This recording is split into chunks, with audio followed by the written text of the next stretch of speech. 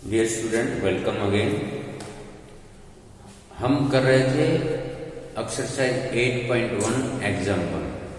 अब बेटा मैं आपको एग्जाम्पल नंबर सेकंड कराऊंगा। 8.1 का example number second, exercise 8.1 example second. ये ऐसा एग्जाम्पल है, कई बार बुक में समझ में नहीं आता, कई बच्चों को आता ही नहीं, बुक में समझ में नहीं आता बच्चों। तो मैं इसके लिए आपको पता है कैसे, इसका इजी तरीका बताऊंगा आपको ताकि आप सही कर सके। Please concentrate. बेटा आपने 9th क्लास में सिमिलरिटी रूल जरूर पढ़े होंगे। S S S, A S S, congruency पढ़े होंगे। लेकिन एक सिमिलरिटी रूल भी आते हैं हमारे चैप्टर नंबर 6 में। वो क्या है देखिए जरा एक बार ध्यान से। हमारे पास एस एस एस सिमिलरिटी आता है, एस ए आता है, हमारे पास ए सिमिलरिटी आता है, और हमारे पास एक ये आता है आर एच एस सिमिलरिटी होता है। आर एच एस सिमिलरिटी क्या होता है मैं आपको वैसे बताता हूँ। दो राइट एंगल ट्रायंगल के अंदर हाइपोटेनियस और एक साइड की रेशियो इक्वल होना। जैसे ये दो राइट एंगल ट्रायंगल है, मैं बता रहा हूं आपको, कंसंट्रेट। एसीबी है,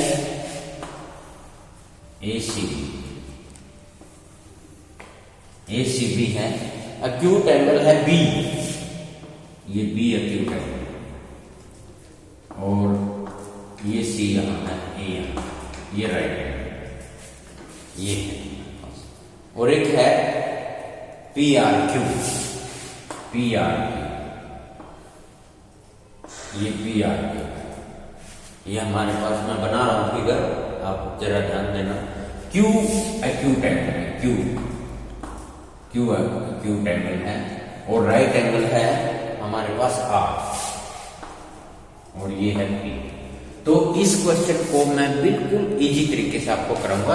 आपने ये क्राइटेरिया पढ़े हैं, आरएचएस क्राइटेरिया सिमिलरिटी से कराऊंगा, इजी पड़ेगा आपको और बढ़िया नंबर आएंगे, सही नंबर। ये मैं आपको अच्छे तरीके से करवा के ये चाहता हूं कि हर एक बच्चे को समझ में। तो इसके अंदर क्या होता है, आरएचएस के अंदर हाइपोटेनियस की रेशो और किसी एक साइड की रेशो अगर हमने इक्वल कर दी तो हमारे पास आरएचएस क्राइटेरिया है।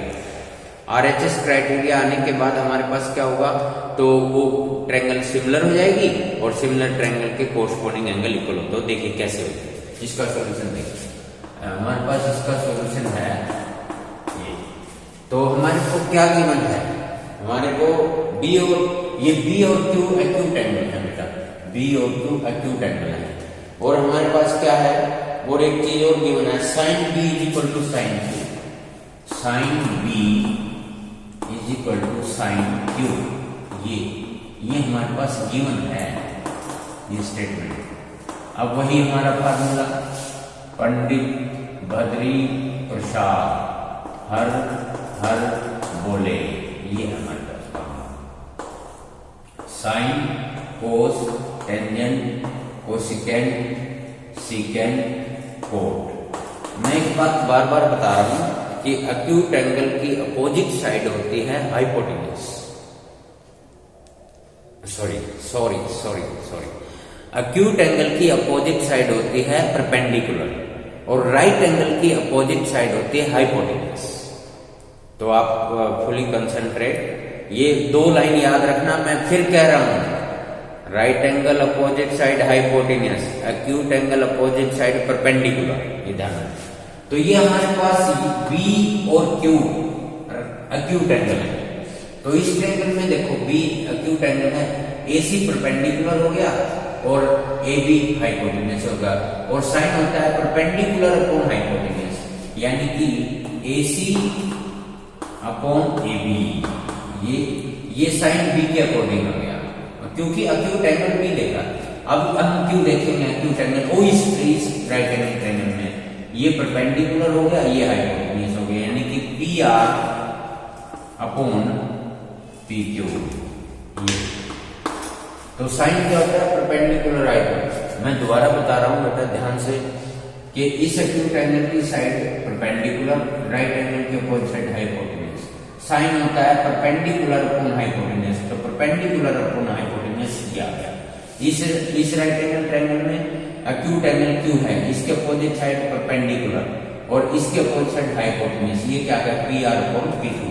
देखना आप कितना इजी सम होगा, आप ध्यान से देखो, ये मैथ में आपको बिल्कुल समझ में नहीं आएगा।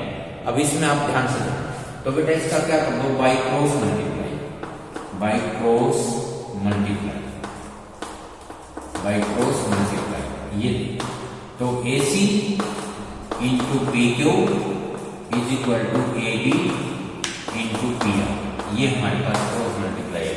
मैंने क्रॉस मल्टीप्लाई क्यों की, क्योंकि मैं इसकी रेशियो बनाना चाहता हूँ, कोरस्पोंडिंग साइड रेशियो बनाना चाहता हूँ। तो कैसे बनाऊंगा, देखो मैं बनाऊंगा A B upon P Q, तो ए बी पी क्यू को उधर ले जाओ, पी आर को उधर ले आओ, यानी कि A C upon P R is equal to A B upon P Q, ये होगी हमारे। तो देखो corresponding side A C upon P R और A B upon P Q, ये हमारे पास दो राइट एंगल ट्रायंगल की कोरस्पोंडिंग साइड, एक तो हाइपोटेन्यूज की रेशियो बन गई और एक साइड की रेशियो बन गई, एक तो हाइपोटेन्यूज की रेशियो बन गई और एक साइड की रेशियो बन गई। यही हमारा आरएचएस सिमिलरिटी क्राइटेरिया है। तो यहां लिखेंगे, इसके बाद यहां लिखेंगे by RHS similarity triangle ACB similar triangle P R Q, ये सिमिलरिटी क्राइटेरिया। ये तो हमने हाइपोटेन्यूज और एक साइड क्यों बना दिया। तो बेटा फिर by CPST, by CPST, CPST का मतलब है corresponding part of similar triangle. Corresponding part of similar triangle का मतलब उसके कोरस्पोंडिंग एंगल इक्वल होते हैं, कोरस्पोंडिंग साइड प्रोपोर्शनल होती है। तो यहाँ हमें एंगल बताना है, therefore angle B is equal to angle Q, ये ऐसे करना है, ये ऐसे आपने इसको ध्यान से करना है। बड़ा अच्छा एग्जाम्पल है और मैथ में ये लिखा हुआ बच्चों को समझ में नहीं आता, ये आपको समझ में आएगा। आपने ये रूल तो पढ़े ही हैं, S S S similarity, S A S similarity, angle angle similarity, एक और होता है ये आर एच एस सिमिलरिटी। ये बेटा राइट एंगल ट्रायंगल को सिमिलर करने के काम आता है। तो इस तरह से हमने ये देखो, इसकी क्या होती है R H S similarity, hypotenuse की रेशियो और किसी एक साइड की रेशियो इक्वल होना, तो ट्रायंगल दोनों क्या हो जाते हैं सिमिलर। यहाँ पर हमने ये दोनों ट्रायंगल सिमिलर कर ली, सिमिलर ट्रायंगल कर ले तो उसके कोरस्पोंडिंग एंगल इक्वल हो गए, कोरस्पोंडिंग एंगल इक्वल करने थे बी इज इक्वल टू। तो ये एग्जांपल है। तो मुझे पूरी उम्मीद है आप इसमें पूरा कंसंट्रेट करेंगे, अच्छी तरह दोहराएंगे और इसको नोट करेंगे। आपको कोई भी दिक्कत हो कमेंट्स लिखना और मुझे बताना अगर कोई दिक्कत हो।